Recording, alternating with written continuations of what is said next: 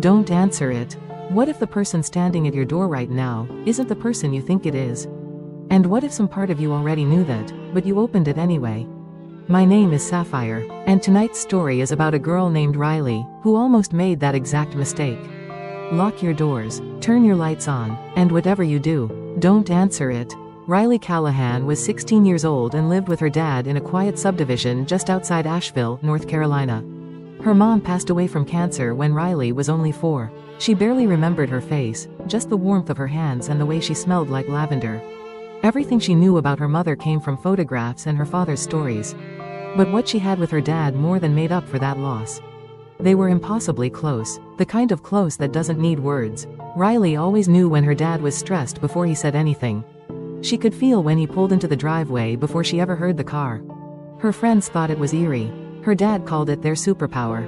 It was the one thing in her life she had never questioned. Until the night she should have. It was a Tuesday in October when her dad kissed her on the top of her head before leaving for work and said, "Big meeting today, bug.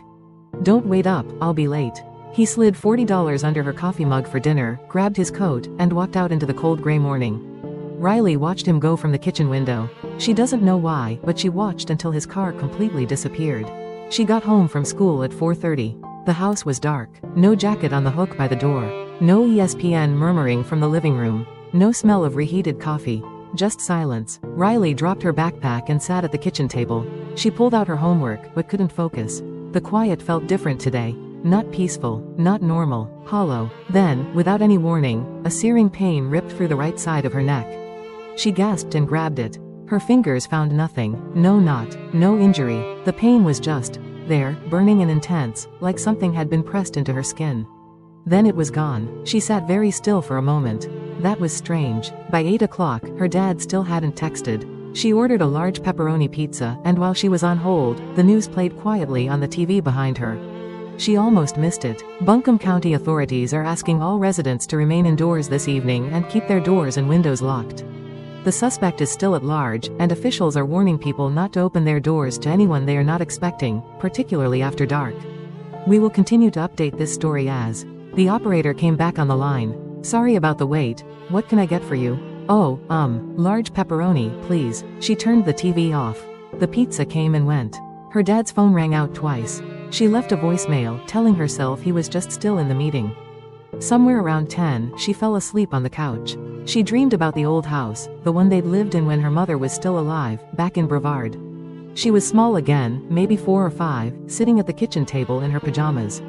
At the stove, a woman stood with her back turned, making eggs. Something about the shape of her was unbearably familiar. The woman turned around. Her mother looked exactly like the photographs. She crossed the kitchen slowly, crouched down beside Riley's chair, and brought her lips very close to Riley's ear.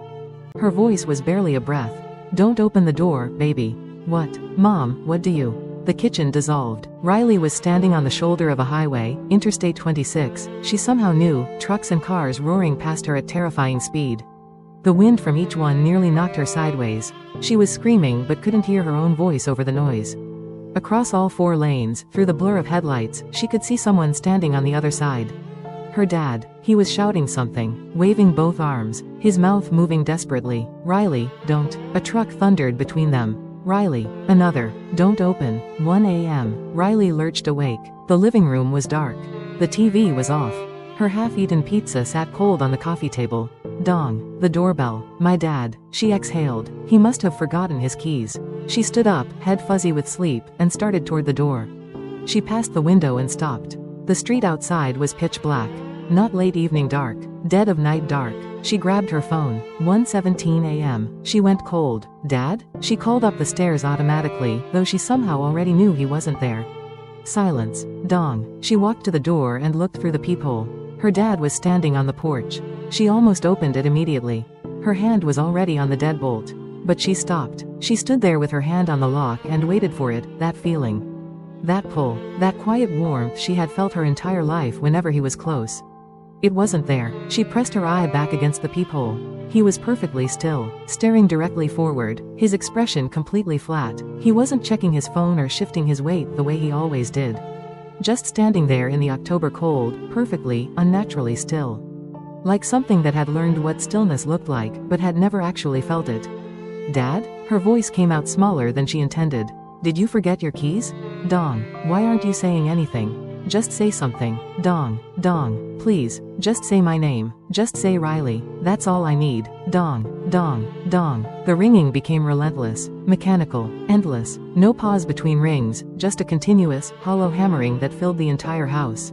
Riley sank to her knees on the hardwood. She stayed there, back pressed against the door, knees pulled to her chest, hands over her ears, while the bell rang and rang and rang and rang above her head like something that would never, ever stop. At some point, she didn't know when, she fell asleep on the floor. Morning, gray light, the bell had stopped. Riley was curled on the doormat, her cheek against the cold floor. Every muscle ached. For one blissful second she didn't remember any of it. Then she did. She got to her feet slowly and looked through the peephole. He was still there, same spot, same posture, same flat, forward stare. Riley's hand shook as she turned the deadbolt. She opened the door, and then she couldn't move, couldn't breathe, couldn't make a sound. There on the porch steps, in the pale October morning light, was what remained of her father. On the ground beside it, a single folded note. She picked it up. She opened it. 3 words. I felt you hesitate.